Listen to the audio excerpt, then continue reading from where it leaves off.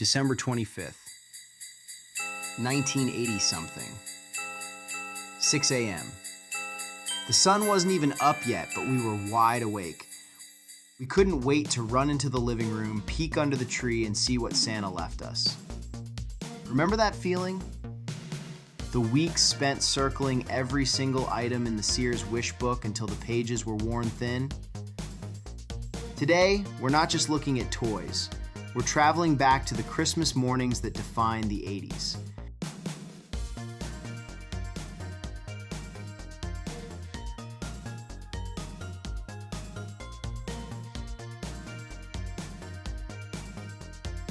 Let's start with the heavy hitters. In 1984 and 85, if you saw a rectangular box under the tree, you knew it was one of two things. The Transformers changed everything. It wasn't just a car, it was a puzzle. I vividly remember trying to transform Optimus Prime and Soundwave without looking at the instructions because I was too excited. But for quantity, it was G.I. Joe. You could get a figure for under $3. Finding a Mobat tank, a Night Raven, or any G.I. Joe vehicle under the tree felt like you had won the lottery.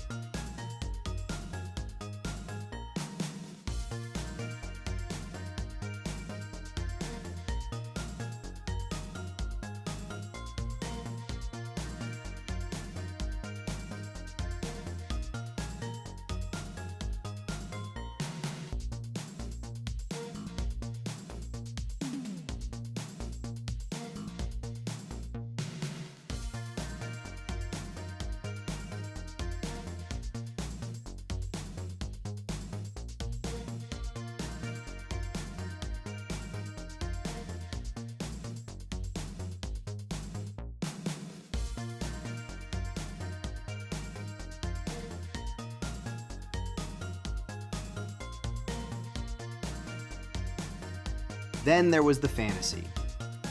He-Man and the Masters of the Universe. We didn't care about articulation back then. We cared that He-Man was built like a truck. If you were lucky enough to get Castle Grayskull, you were the king of the neighborhood for at least 3 months. Looking at these sculpts now in the Dinomite 80s toy room, you can see why we were obsessed. They were colorful, chunky, and practically indestructible.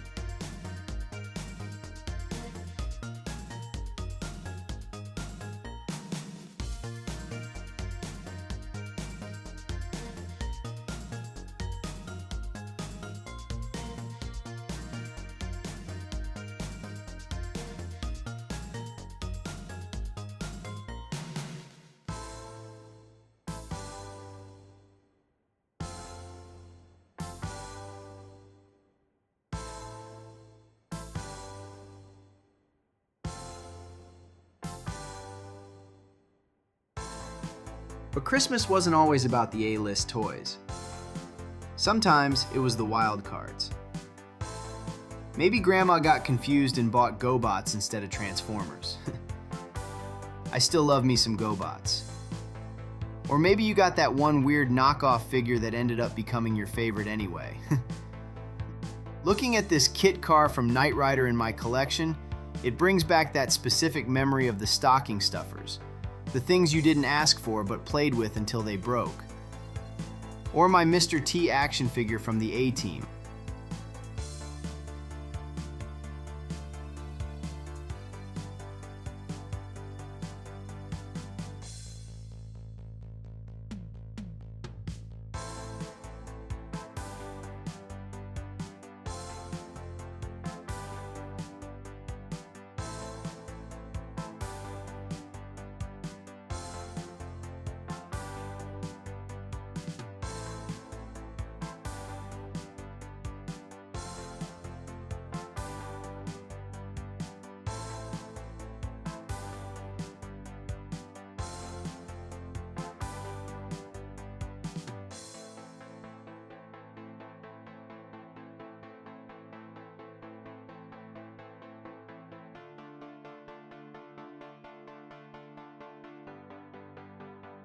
The magic wasn't really in the plastic. It was in the anticipation. It was waking up knowing that for one day, anything was possible. I've slowly rebuilt that magic here in the toy room, piece by piece. And that's why I love this room so much. It takes me back to my childhood and simpler times. It relaxes me. It makes me happy.